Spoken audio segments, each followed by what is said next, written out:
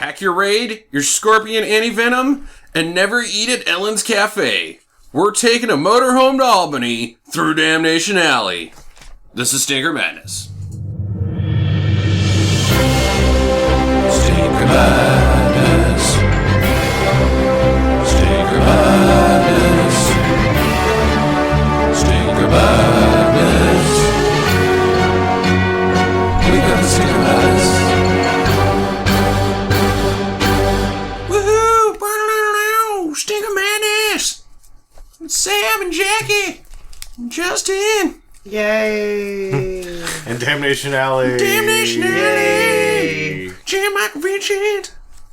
Man, George. JMV. I'm going to start calling him JMV. Actually, I wrote that in my notes too. I think he is JMV. That's it. That's a good way of putting him. Yeah, Damnation Alley.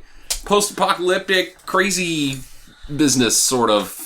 Almost, not really. Almost not really. Some things happen in this movie. Oh, yeah, they drive around for an hour and a half. If you love truckers, it's awesome. Would you call this a road trip movie? Because that's basically what it is. Let's take a road trip. Yeah, there's some things that don't pay off, and there's some things that don't make any sense. Actually, the whole movie doesn't make any sense. Like, the main thing that I have a problem with is why. Like, why is it, why did the world get exploded? Well, I think that's the way that we justify that we would only shoot back. At the beginning of this movie, like, all missiles are coming, we should shoot ours too. Did we shoot ours, or did we just fire... They shot at least 10. Yeah, they said base. 10 missiles and only stopped 40% of the missile attack. No, that's different. I don't know if it is. The counter missiles, I mean, it was pretty easy, I thought, to understand. They had counter missiles, and that only worked 40%, and then they shot their missiles too. And that's what J. Michael Vincent and... I didn't get that at all. Yeah, I think that they shot the counter missiles. No, they did not shoot. They wouldn't have shot... The counter missiles didn't come from... They came from the Canadian border. They were down at Edwards Air Force Base in California. You think that's where they're at? Doesn't say that. He says Barstow. He can get to Barstow on a motorcycle. There's an Air Force base right by there called Edwards, and that's the only one. Well, maybe... How come they don't have, like, a missile tracker graphic for their missiles? I don't know, but Canada is fucked in this situation, because all of the missiles blow up over Canada. Well, they don't get detonated nuclearly. It's just some shit falls out of the sky. You blow up a nuclear weapon, it doesn't kill some detonate. Eskimos. It just blows up the missile. So they're not fucked. Well, either way, they got a lot of trash on their property now.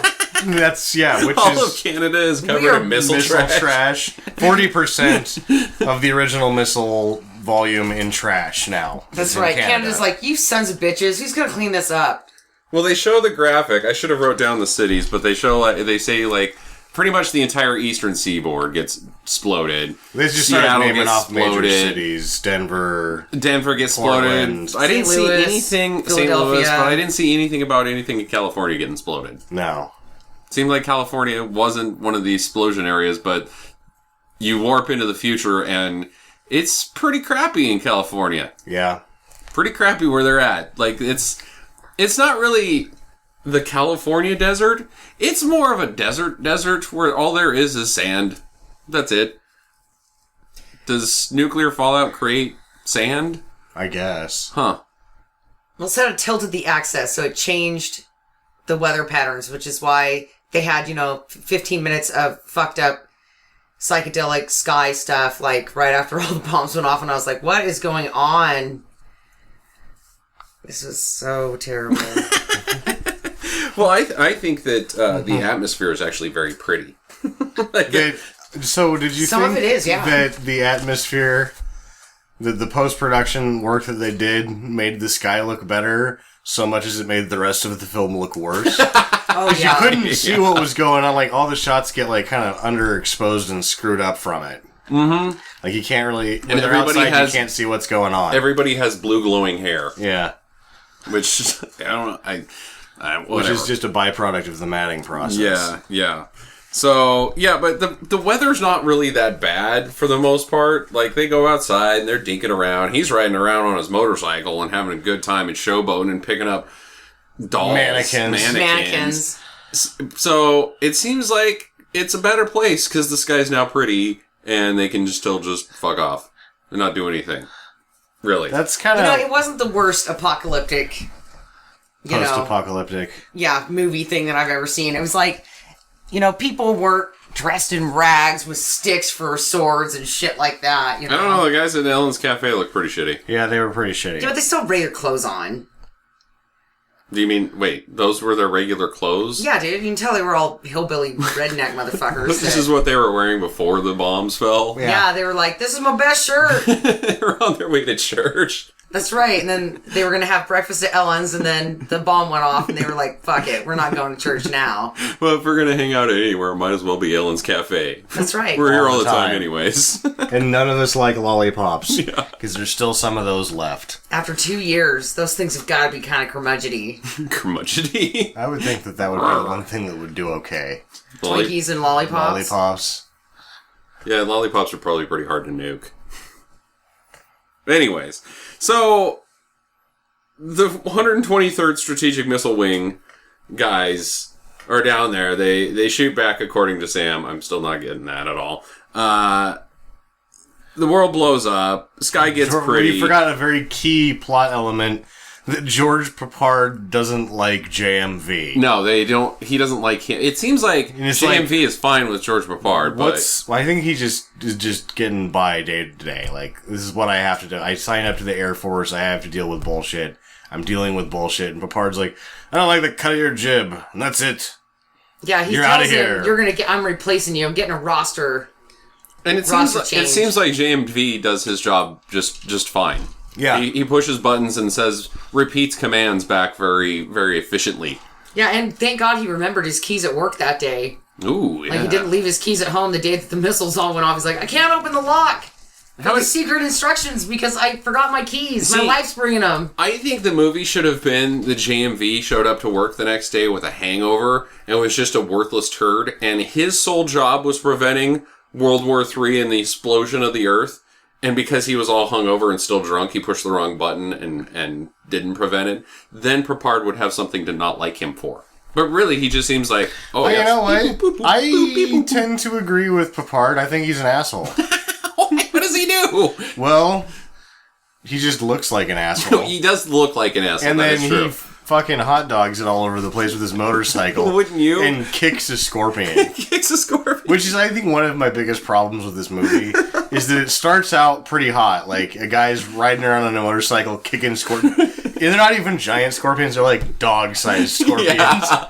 So he's riding around and, freewheeling it, and then he kicks the scorpion, you're like, this is gonna be amazing, and then it kind of loses steam after that. No, and he's like, time to get off, bitch, and he pushes Dave off the motorcycle, and then you're like, wow, what a dick. What a total dick. And then he burns out on the mannequin as well, which at the time I was like, that's a lady. It's a mannequin. Oh, I tricked you, friend.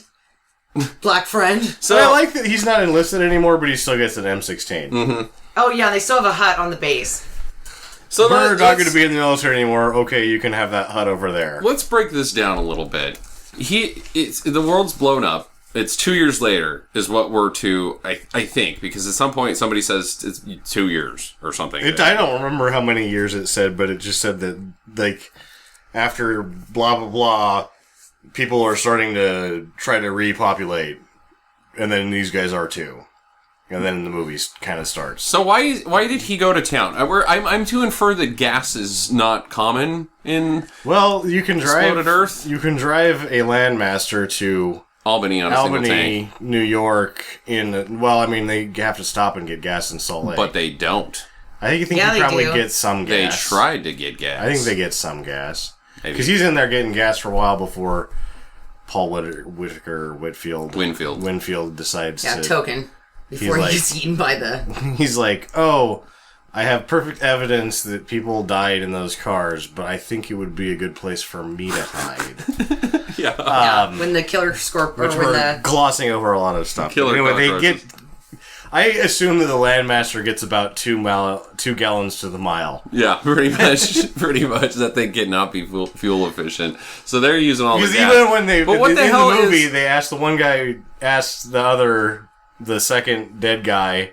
No, he was the first dead guy. The first dead guy, well, other than the other billions of people that died. The first dead guy we see actually die. Which isn't true, but...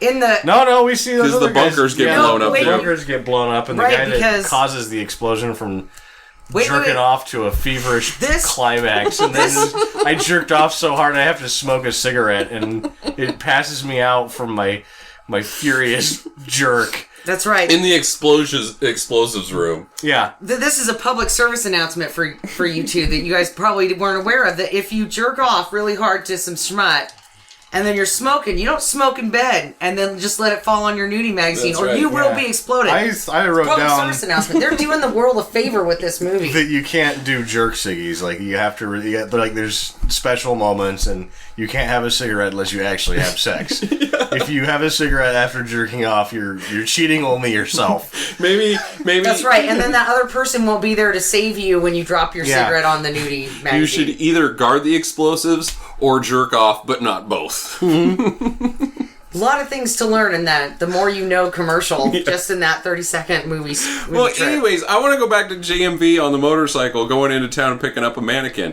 What was his mission? To go to town and pick up a mannequin? He wasn't having a mission. He's not in the military He just anymore. says, fuck it, I'm going to get on a bike and cruise around town. And he was going to go to Barstow because he was bored. Go to Tashi Station and get some power converters. Yeah, pretty much. Did he bring the whiskey back with him? Is that what he brought back? I don't know. That's all I can guess. Is that I thought he brought back a mannequin. Well, yeah, because the next time you see him, they're like hanging out, having a party, drinking Jack Daniels, and I'm like, semen-covered mannequin. He must have rode into Barstow to get whiskey and cigarettes, and stopped off halfway down the road. But he at least knows a wooden lady. Not to smoke them after jacking off. Now, here's an interesting question, because he says he kisses the mannequin, and we all like, oh, yeah, you had sex with it. Or you tried to, and then you're like, this hurts my wiener. And, dunk. Yeah, this isn't working at all. Not an anatomically correct mannequins. Yeah. So, do you get a cigarette after that?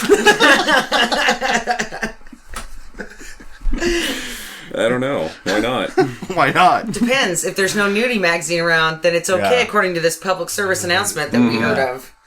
Yeah, maybe that's why he was showboating on the motorcycle, is he was actually shit-faced after banging the mannequin and drinking whiskey, and that was just how he actually drives when he's drunk. Well, either way, he kicks a scorpion in the face. He kicks a scorpion. And the scorpion doesn't look good. Doesn't care. No. Nor does the scorpion care. Do any of them care about him? Like, we're like, oh no, dog-sized scorpions that don't care about people on they're motorcycles. Not hurting anything.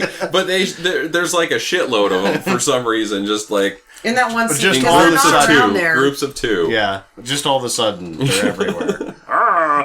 They look terrible. Oh yeah, they look real bad. Everything in this movie They might as well have put a scorpion on a popsicle stick and just moved it. Well, that's what they do with the cockroaches later. They just like put them on a popsicle stick and just moved it through the thing. Like a net of some sort. And you just can drag see it that they were glued down too to keep them in the shot. Yeah, like they'll move around still if we glue them to the cement, but they'll be in the shot because they've been leaving the shots every time we set them down, and they just go wherever they want. It's hard to bring cockroaches. 7 million cockroaches.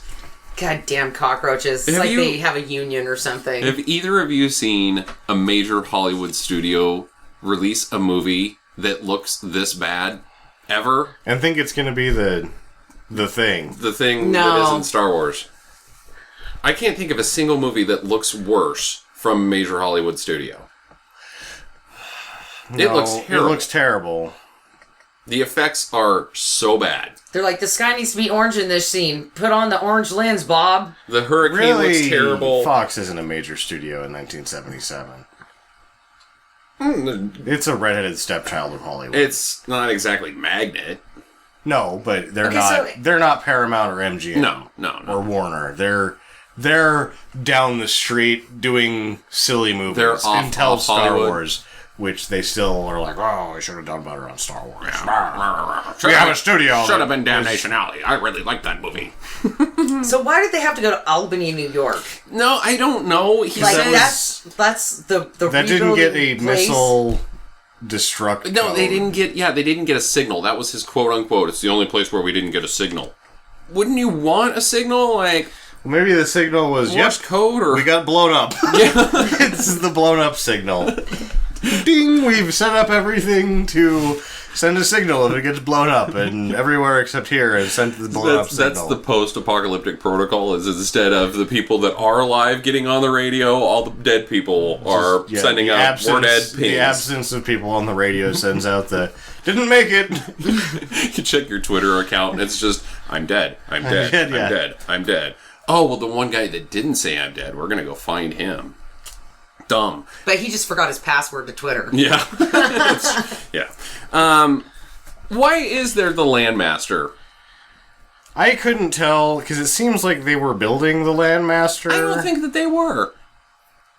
How is he... Yeah, and then later he says it was designed, not I designed it. Because it's either... It was top secret military information. Air Force. They're in the Air Force. Well, you notice it did have wings on it. Kind of. Yeah. Maybe those were like floaters. Oh, they were wings. Like those... Like ever that thing was going to be able to go. Put on your arms when you're learning how to swim? They were wings. You got those when you were learning how to swim? My parents just threw me in or like... Oh, yeah, I insisted on getting the water wings because I thought they made me look like I had muscles. Oh. So I would stick them under my shirt and just walk around. Wow. Like He-Man. That was my He-Man outfit, yeah. Yeah, I don't know why the Air Force would have two Landmasters that were specifically designed to traverse Damnation Alley. The scorched earth. Yeah, like that's all they're good for. They got rockets, they got wings. And then sink real nice, but then float. But they can dig in, too. And I don't really know what the digging in didn't seem to work too good. No, it doesn't work. Because it was like... Because that's when we get the first guy killed. We gotta dig in, and then he hits a button that says jacks. Mm-hmm. And it starts jacking itself up, which doesn't make any sense. I think it jacks itself off. Because it doesn't do anything. And then it doesn't make it. Yeah. If you jack off in this movie, you don't make it. No. The Landmaster doesn't make it. They wreck two of them, or they wreck one of them. So they only built one. See, that was the only thing that I thought that looked good in this movie. Was when you actually had two of them in one shot. On the same screen. I couldn't really see any matte work there. Even though it didn't happen. It was a split screen, probably. Probably, yeah. But still, with trees and stuff, you can't hardly do that because you can see the line. No, it wasn't because there was a scene where they drove the Landmaster, like around, the road was right like over this. the front of it, yeah. Yeah. I'm not really sure how they did that. I don't know either, because it looked alright. I couldn't really see anything. And it is claimed that there was only one of those built. There was. I triple confirmed that. The Landmaster is privately owned right now after an auction in 2005 for an undisclosed amount. It didn't sell at auction. Somebody bought it after the auction at an undisclosed amount. So I'm assuming it was probably not cheap. But then it didn't meet its reserve to begin with. It did wasn't sold at the auction. That's true. But it was probably a pretty high... Well, shit, I don't know. But either way, you can see it every now and then at some place in California. Last time it was out and about. It's restored fully and was at some show in San Francisco a couple years ago. Restored, huh? So the shower works in it still? Yeah, well, I wonder. Well, you said that it was an old RV, right? I thought that they used an RV to, like an Airstream trailer to make this. Which have bathrooms. So that was probably just the bathroom that was in it. Well, you figure by the time it gets... Because it has to, like, have... The steering has to work hydraulically on the frame because there's no steering on the damn thing.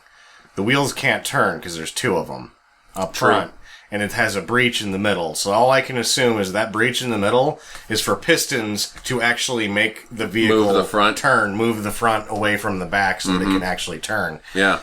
Which means that by the time you get doing something like that, there's probably nothing left in the Airstream. Mm-hmm.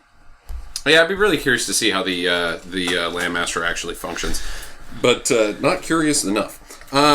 So they're now on their way to Albany for some reason. Like that's just the plan. Hope. They blow up the air base. It's Hope Town, which USA, also doesn't but make not any Hope, sense. Oregon, because Hope, Oregon is a place where the sheriff's a major dickhead. Okay. Rambo. First Blood was in Hope, Oregon was Rambo, yeah. Okay. Yeah, Brian Dennehy gives him a ride out of town. That son of a bitch. Why? Okay, so they blow up the base, and Jan Michael Vincent runs out of another building and says, "Hey, that building's on fire. Why can't you just stay in the building you were in?" I don't know. Because they got invited to go on this adventure in this sweet Airstream. So they just said, "Fuck it, we got these Landmasters. Let's well, just I thought go." Papard was like he pulled one of the Landmasters up, and was like, "You can come or you can go, but we're going. You're not doing anything else. But I'm in charge." And then it shows a shot of Paul Winfield and JMV, and they look like a couple of honey boys. Like, they're dressed up like... They look like dorks.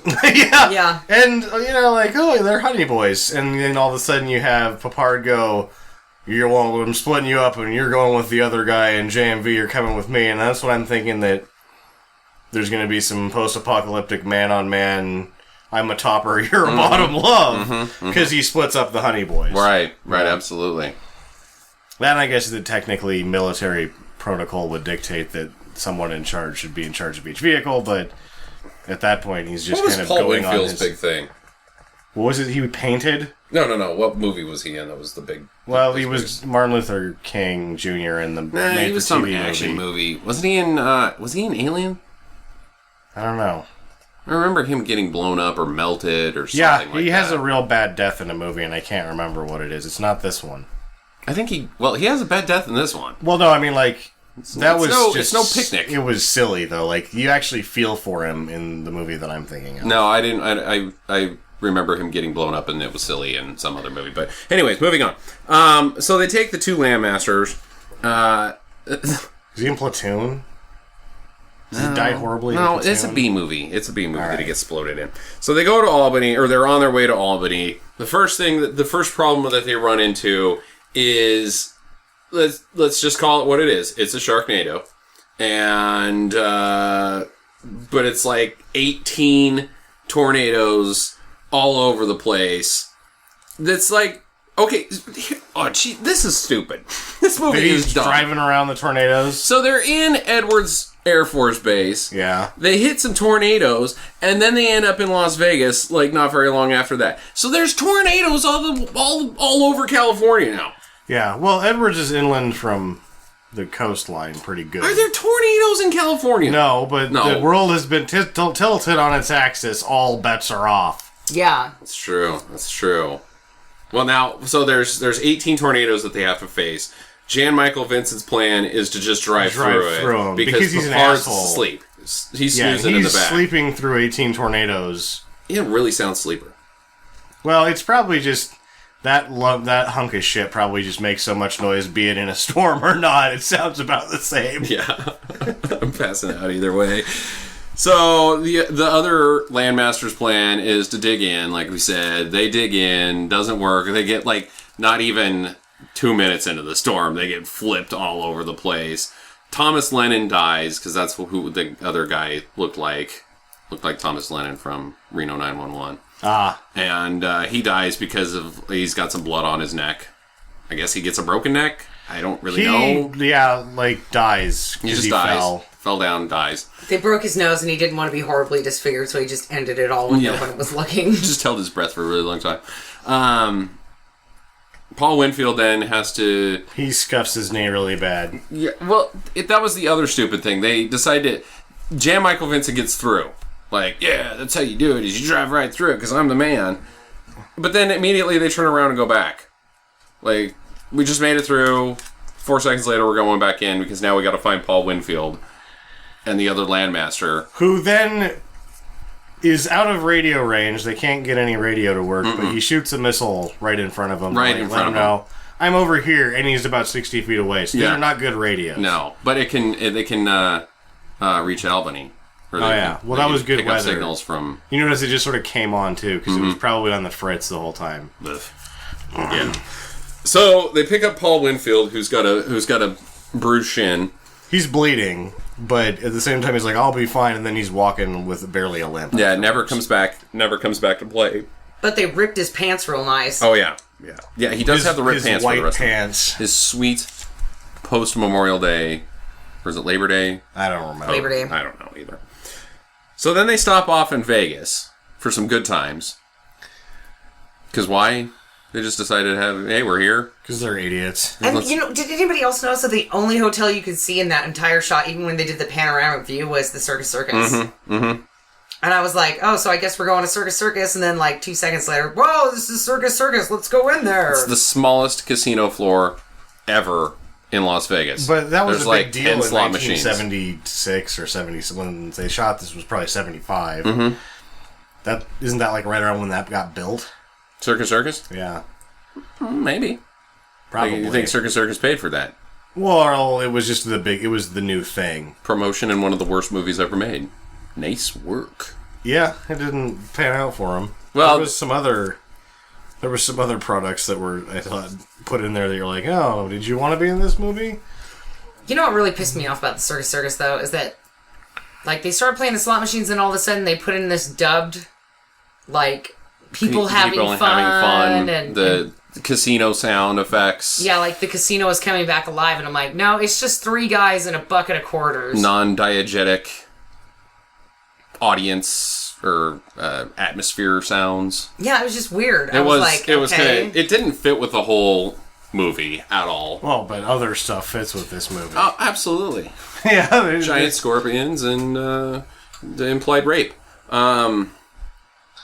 So they find the gal, a very trusting woman, a very French trusting woman. Is she French or German? I don't know. I thought she was French and that she was there to write songs, and she admits being a whore. She's like, well, I gave this guy a handy, and then right before I was gonna get my end of it, he had a heart attack and died. And it turns out I can't sing for shit anyway, so... Yeah, so then I figured that my dream was over. And I'm like, wow, what a crappy story. I think I would have met strangers. I would have left that part out about giving somebody a handy and then them having a heart attack. Yeah, her accent was basically just marbles in her mouth. Yeah, I couldn't tell. When she was on the loudspeaker, she just kind of went, call Billy on the loudspeaker. Okay. What?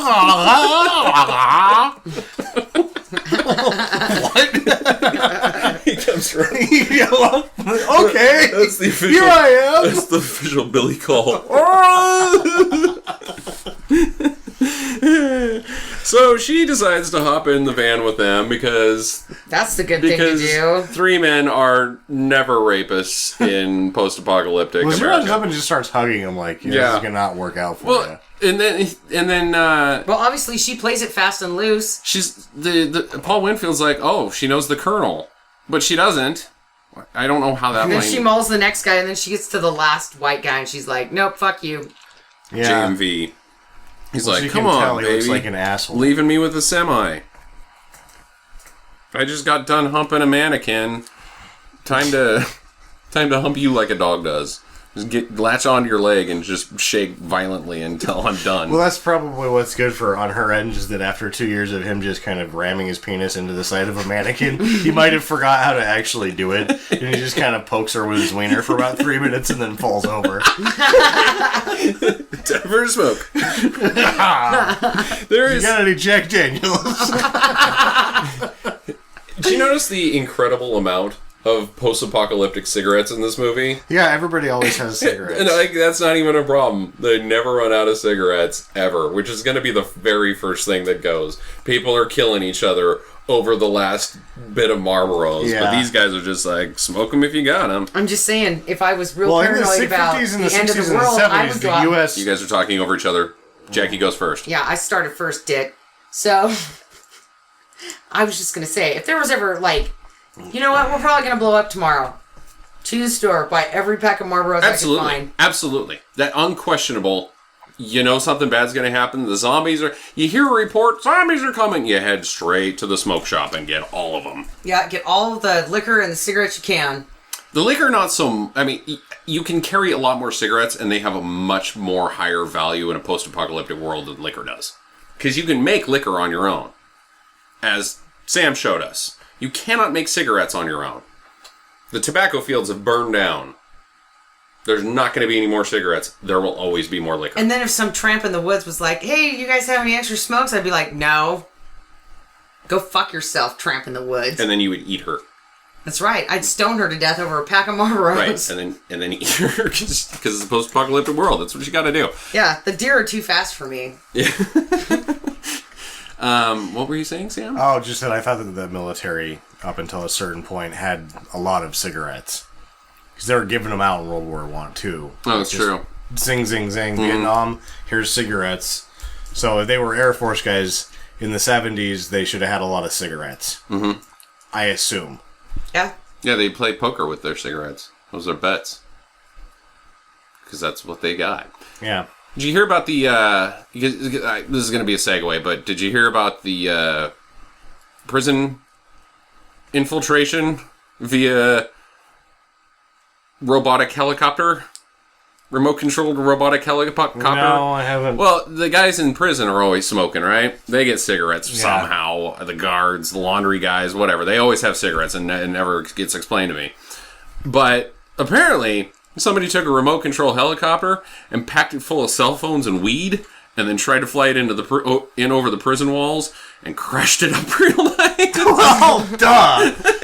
Didn't even make it close. They just flew it right into the side of the building, and the guard's standing right there. Well, I mean, let's say it all goes according to plan, and the guard's like, "Is that a teeny helicopter holding a net full of cell phones and weed?"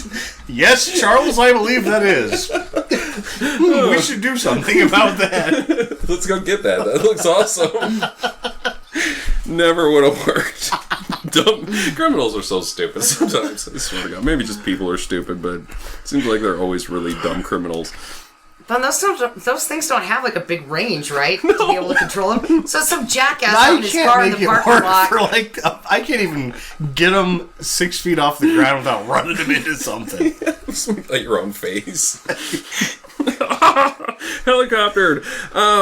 3 feet away, this guy's standing there with the remote going, "Oh, that didn't work." And he's like, trying to get back to his car before the police are like, "Hey, no, buddy." They caught him. He's now in jail. Because he's dipshit. They just imagine some kingpin sitting in prison like, "I will have all the power if I can get cell phones and pot in here. How will I do that?" Via remote control helicopter. So they go to Salt Lake because they got to get gas, and they gotta go through the Rockies. The Damnation Alley takes them right through the Rockies, which never pays off because they never have some trouble traversing the Rockies. They just skip the whole Rockies thing. Yeah, they do. They end up at like Nebraska or something, which also doesn't make sense because actually they never leave Southern California. So true. Denver gets nuked. Didn't there be fallout and crappiness right in that Salt area? Lake? Well, no, through the Rockies. Like if they're going from Salt Lake to the Rockies. I don't know. He never really puts a map of Damnation Alley on screen. Why is Damnation Alley so pleasant? Well, because it's 100 miles wide of non-radiation. I don't know. I don't know either, and I don't know why Detroit's part of it. Yeah. Salt Lake and Detroit, like, yes, you've named cities that are further east of California. Yeah. But, good job. Yeah. So I love how they still have the Mormon temple, too. They make it a point to drive past the Mormon temple. Mormon it's temple still there. Up. It's good. Everything else is crappy. There's no peoples. The thing that I don't get either with the cockroaches when they get to Salt Lake is it shows the gas pump is missing the hose, and the cars are missing the tires. So have the cockroaches been eating the rubber? That's what I think. Because they're hungry cockroaches. And they can eat people too. Which people tires don't just have rubber; they're steel-belted radials. Yes, they are. That's not really. But these were indestructible. They tried to step on them. It's steel-belted as well. Yeah, it doesn't make any sense. Really stupid. What's we hear? Okay. What? She said something. And I was like, "What did you say?" Now she's just looking at us like we're weird. I don't talk in this show. Unless it's with a really marbled French accent. Get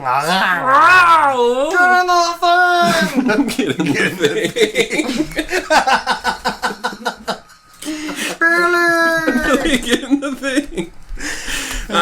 So cockroaches show up. Well, first they find the dead bodies that are just a pile of bones inside of a car, and they're very cleaned bones.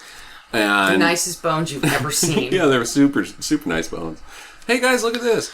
So if I ever am attacked by giant cockroaches, I will just get into the nearest car that is filled with giant cockroaches, or that's filled with the victims of giant cockroaches, and accept my own demise. Well, when in Rome. Wouldn't have some like other bug been like more convincing other than cockroaches? Well, remember we tried to step on it, and he can't step on it because it's armored. Oh yeah, that's right. So they're like super powered cockroaches, even though they're really just about the same size as. All they really needed were capes, flying in the wind as they're running towards the laser vision. Yeah, as they're glued to the concrete so that they will stay in the shot. They're like, fan man! And then they're still getting off. Like, you can't get it to hold still long enough for the glue to set. No. No. And then Jan Michael Vincent can just run over them. It's fine. He can drive over the top of them on his motorcycle without wrecking. And they didn't he can seem drive to upstairs have too. any interest in George Papard whatsoever. Not at all. He's out there gassing up, finds a hose and a spot. Yeah. The hole in the ground where they fill it up.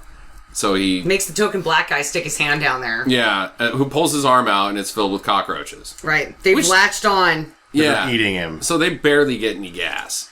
Which they... You don't know. They probably got a lot of gas. And then the guy was like, dude, just stand out there for 15 more minutes and keep the cockroaches away from the truck. He's in there smoking. Taking a break. I'm getting eaten by cockroaches. Still smoking. Well, alright, just keep pumping gas. Yeah. Well, it's not like...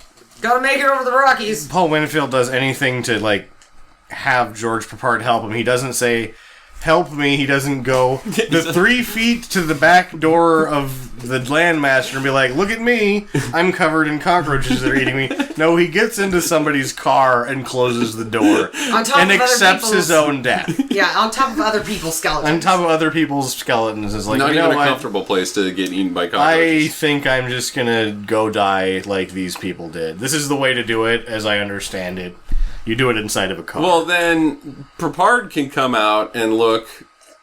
Like, he just runs to the car and opens up the door. He had a fire extinguisher. Oh, that's right. The fire extinguisher sprays them off. Which doesn't do anything. No. It just startles them temporarily. Just make them covered in white stuff.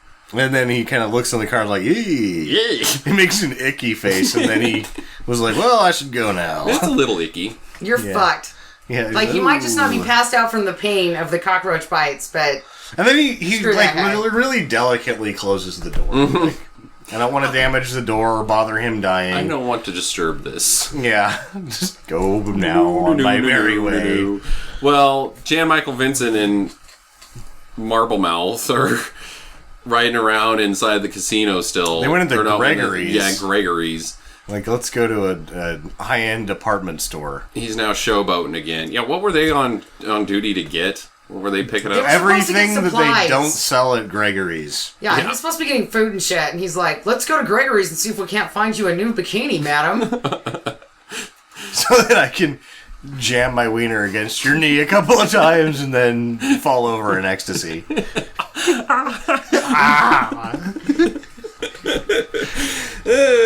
So Paul Winfield's now dead. They drive off. And then there was 3. Yeah, they drive off and across the Rockies because the next area they get to where they stop is pretty flat. It seems like it's farmlandish, so we're to infer that it's the Midwest.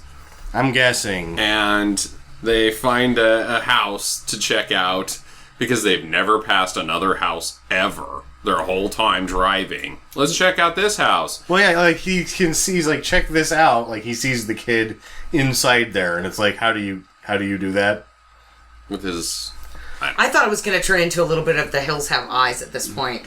The kid was going to take him to someplace dangerous, and yeah, like the mutants were going to start coming out, and they were going to rape her, and then she was going to have a dead baby. And oh wait, that is The Hills Have Eyes. Anyway, but I kind of thought there was going to be some Hills Have Eyes business, but no. It was kind of like the Ellen's Cafe mutated rednecks were kind of crappy, but were they mutated or were they just no? They were just scabby. Scabby. They kept scratching out faces and stuff.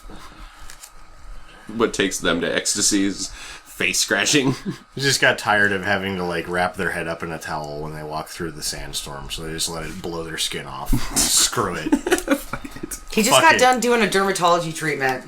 I don't like the way this makes my hair look. But I don't care about the way that the sandstorm and the rocks make my face look. Well, they find this kid He's fucking Roger Clemens of throwing rocks. It's got games coming out everywhere. He hits JMV in the numbers Twice from 50 yards with rocks, which, no. That's really hard to do. And then it pays off later, too. Like some pretty big rocks, too. I mean, the kid's boulders. got an arm. This kid is a formidable adversary in the Wasteland because if he hits you in the noggin with one of those things, you go down. Oh, yeah. Yeah, absolutely. No, this kid, usually in movies like this, the kid is just shit. He's worthless. Yeah. A liability. And he's just eating your food and using up your water and toilet paper. Kidnapped, and you gotta go rescue him, and then somebody dies on the rescue mission. No, this kid probably should just he should kick all three of those assholes out and just take the Landmaster to fucking Chuck E. Cheese or whatever this kid likes to do. But he's an orphan because his mom dies, and he never really says how his mom dies, but then his dad broke both of his legs and died in a canyon. Mm-hmm. Tragic. Totally tragic. Hard luck case. Before teaching him how to be, to stop rapings and throw rocks real nice. Those are the two most important plans, son, in your life. Yeah, before I die, I want to pass some things on to you. Let's get this rock training going on. Just in case you ever see a lady getting raped by a piano, this is how you stop it. So, pick up this kid, driving along, new. Go to Ellen's Cafe, which is just a cafe out in the middle of nowhere. There's not even any other fucking buildings around it. It's just a cafe. Was there even a road? It was like a gas station cafe thing. Yeah, they were gonna get more gas. Oh, which they don't. Right, because they're trying to fix the generator. Generator can't be fixed. She goes in and starts playing the piano, which is just like, hey, everybody, there's somebody else in this building. Like, obviously somebody lives there because the place is pretty clean. It's pretty clean. It's not wrecked at all. Tables just chill up. It's not dusty. Piano's sort of in tune after 2 years of just sitting there. Odd, that usually your pack of roving maniacs wouldn't keep such a nice establishment, but apparently they'd like to rape and pillage, but they also like to have nice things. Mm-hmm. They have bridge on Sunday at Ellen's Cafe. That's right. Bring out the tea. Pip, pip. Who's going to tell us a story tonight, sir? Oh, we can't have story time. We have to rape. It's raping time, boys. I found this mannequin with plastic scorpions. Let's do it. It's got this weird dent in it from where its vagina would be. It's shaped perfectly like Jan Michael Vincent's wiener. I don't get that, but whatever. Let's have our way with it anyways. Free mannequin. His penis looks like the end of a steak that's been hammered too many times. It's all mushroomed out from just ramming into things like a pug's face. Yeah. It's just smashed. Ew, that's weird. Weird dick, dude. That's why he never takes a shower during this film. He's embarrassed. Or actually try to put the moves on French marble mouth. He's like, oh, my weenie. So the pack of roving maniacs split them up. Take JMV and Papard out to the Landmaster to show the audience how worthless the heroes are. Yeah, and now it's but time they're all wearing pretty nice shirts, like we said earlier in this broadcast. They were dressed like lumberjacks. Wasn't that That nice? one guy had a sweet vest on with a white shirt. Huh. Okay. It's time to shoot Papard and JMV, but you have to show us how to work this Landmaster first. How do you work this crazy thing, Jane?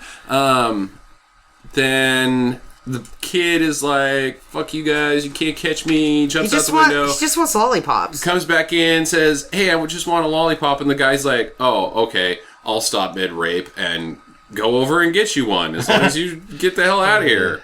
This is like, no, you're not go get it one and then get the hell out of here. Or don't get one. I don't know, but it didn't make any sense. Kid throws a rock, hits him in the head, he's dead.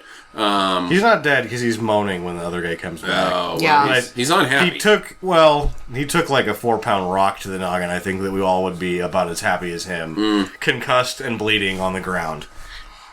So then the kid goes back out to the trailer and is like, hey, that guy wants you. Go in there. Okay, so they go in there, except for leaving two guys.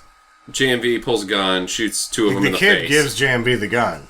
Oh, that's right. Yeah, without Billy, none of this happens. None of this would happen. He's the linchpin of the escape. That's right. So JMV shoots a guy in the neck and the other guy in the eyeball. And then she gets out of the Ellen's Cafe, and Papard's like, fuck this shit. Launches the missiles at it. And he waits for her to get just far enough away to get blown to over. safety. Yeah. Then he runs out and gets her get and then up, bitch. she hands him and he takes his gun back before he helps her up. These guys are the most wasteful wasteland walkers I've ever seen. They don't launching missiles to kill one guy who's probably already not a problem. Just drive off. Seriously, just drive off. Get in the minivan and drive off. Don't need to waste bullets.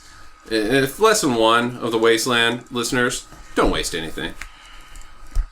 So you think, speaking of if Gregory's paid, or do you think, or Circus, how about Texas Instruments? Oh, the TI calculator. Do you think that the Texas Instrument desk calculator, puncher inner, that's the guidance system for the Landmaster, do you think that they either 1, paid to have that in there, or 2, tried to sue them to get it you didn't ask us to put our Texas Instruments calculator in your pile of crap movie? Which is stupid, because why...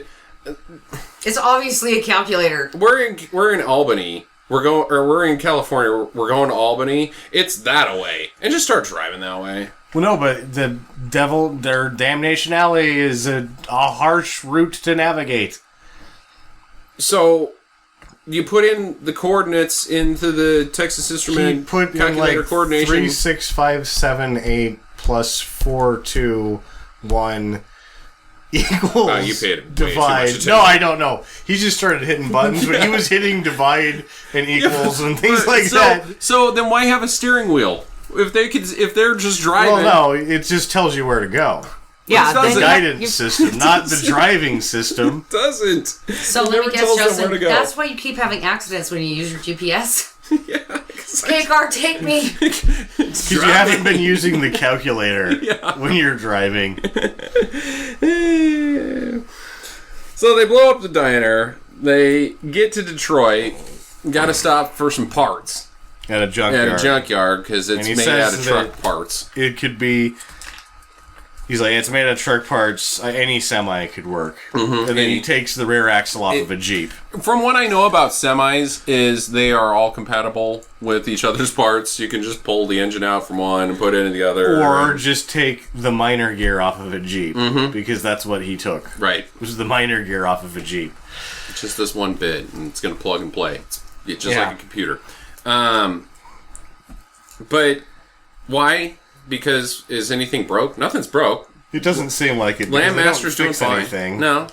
It doesn't get, bumped into anything. It doesn't get shot at. Nothing bad happens to the Landmaster at all in this movie until they get to Detroit. But then nothing really bad happens to it there either. No, a milk truck falls from the sky next to it. Yeah. Yeah. So that's what happens when the storm starts. And then thank milk God. trucks start falling from the sky. That's what happens when the Earth tilts itself to its proper axis. Yeah. Yeah, and then thank God that they had this watertight vehicle to save them, like Noah's Ark. Just float along. But where does the water come from? Because they're in Detroit. Oh, yeah, I don't think so it's the Great Lakes? Yeah, but they're already below the elevation of the cities, otherwise... It's not New Orleans. Right, that's what I'm saying. There's no dam. It was on top of a mountain. Yeah, the water is on top of a mountain. The levee broke, and here comes everything, but... Yeah, that was so weird. Just suddenly water. Just water. Pictures of waterfalls, and then a whole lot of water. It's like the start of a Coors Light commercial at the beginning of the flood. The water looks super clean and crisp and wild, and then all of a sudden it's mutated in red water when it gets to Detroit and floods them, and then all of a sudden it's all okay. Yeah, it's and then nice, they get out of clean, the water, crisp water again. 17 miles away from Albany, which means they drove a water car 3 miles an hour down the Erie Canal. For 17 weeks. I don't know how long you saw how fast the thing was going. It was not going fast. It was barely moving. Detroit to Albany is no short distance, my friends. No. It is a ways.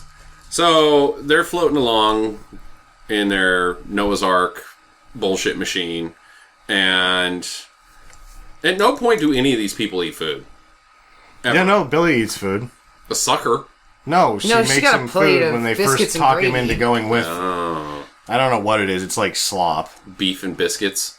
That's what it looked Beef like. and biscuits. What is that? From A Star Is Born. Yeah, That's I what know. Barbra Streisand Well, maybe makes. some beef. Or wait, no, she makes beef and biscuits for him, not vice versa. He should have had that. Like, oh, I'm gonna make us some beef and biscuits. Beef and biscuits. I'm Chris Christopherson. I'll make beef and biscuits. She'll be like, what the hell is that? Nobody eats beef and biscuits. She's offering it, and my first question is that kosher? Is that pizza? So they finally find land, which is like the most beautiful scenic land of all time. This whole time, upstate New York has not been in a nuclear holocaust. It looks just like it does today. Green, tall trees, clean water, birds are chirping, deer are frolicking, And it's a plastic toy. fish are jumping. Oh, that was so bad. Yeah, when it floats up into the...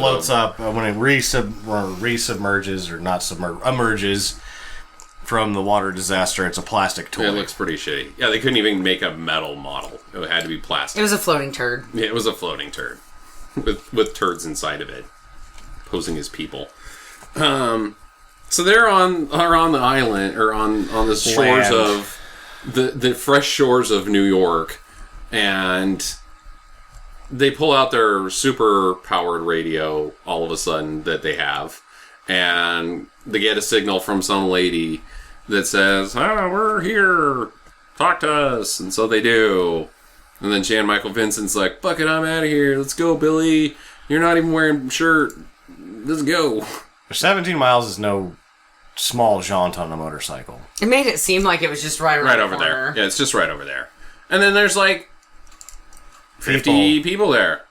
And they're all like in some sort of utopia. It looks like the Little House on the Prairie, only with Yeah. telephone poles. Yeah. Like it's Oxnard, California or something. Credits. Credits. Movie's over. Just ends. Explains nothing about anything throughout the whole thing. No. Ever. Other than you don't want to live in Canada because it's just littered now with debris. Missile debris. Yep. And you don't smoke in your cot. That's your right. nudie Some magazines. fine lessons to be learned, but not anything about the movie itself. You don't ever learn what the old PL... Actually, you do. What? The PLCA 99. I think that's the name of the missile. Oh, is because he says PLCA 99 like it's going to be, let's give these boys the old PLCA 99, which is me Trick, the old shooting routine. them in the face. Right. Because that's what he does. That's true. He does shoot them in the face first. Like that's out of the old the 123rd Strategic Missile Wing playbook. Yeah. Yes, the PLCA 99. A fine choice. Very direct. You just shoot them in the face. None of this old switcheroo business. Just pull out your gun and shoot them in the face. Call it a day. Push them out the back. My of the favorite. thing. Haven't practiced that one in a while. Yeah. Yeah. So what'd you guys think? I thought it was about it was about how I remember it. They just kind of drive around for an hour and a half and it's over. It's kind of boring. Yeah, it was super boring. I like it. That's only because they had CB Trucker talk, and you love CB Trucker talk. It's a trucker movie. Trucking through the wasteland. I love it. No, I don't love this movie. Come back, CB4. Justin's like, I've got my little trucker hat. Hold on, let me go get it on. Every trucker movie, I dress up in my outfit. All right, now we're talking. Yeah. So recommends. No. I think it's the smallest of dues. Like, it's a 0.5% over the dividing line from do to don't just because of it is early in the PA movies. A lot of other PA movies are done because of this, despite the fact that they do it to save money, whereas this one blew all of the cash. And ultimately, the scorpion thing at the beginning is pretty funny. But I think it's a shining example of a turd. it's a bad movie. It's a turd that people thought was going to be amazing. that's kind of shiny. It's It's not Star is Born, which is just a big brown muddy turd. This is a nice solid turd, gilded in peanuts. Peanuts in the turd. Yep. Not very many peanuts, though. But they're high quality peanuts. It's not packed with peanuts. They're not almonds. They're cashews. Big shiny cashews. Yeah, no, I think I give it a recommend for bad movie fans. I don't give it a recommend for non-bad movie fans because there's no silly entertainment value like Invasion USA has. Yeah, it doesn't have a lot of haywire. It's just a bad movie that's like, wow, how do you fuck this up so bad? Like, how did this get made? Yeah, kind of thing. And like, what did the screen? What are you trying to do here? There's a story to this movie because there's no story to the movie. The screenplay had to be like 2 pages. They get in their bullshit machine and drive. Yeah, I don't know. If they would have had a song at the end, like The Devil's Eight, it only would have been like 10 seconds. Yeah. So people got in the car. Around. The end. Yep, that's the song. Top 1 hit. So what do we got coming next? You're going to do Malibu Express next, Sam? Yeah. Cool. That's a good pick. Lots of fun in that one, so we should have a good time. Follow us on Twitter at stinkermadness.com. Go to not stinkermadness.com. At Stinker Madness is our Twitter handle. And go to our website at stinkermadness.com. And in the meantime, get to the chopper! Get to the chopper.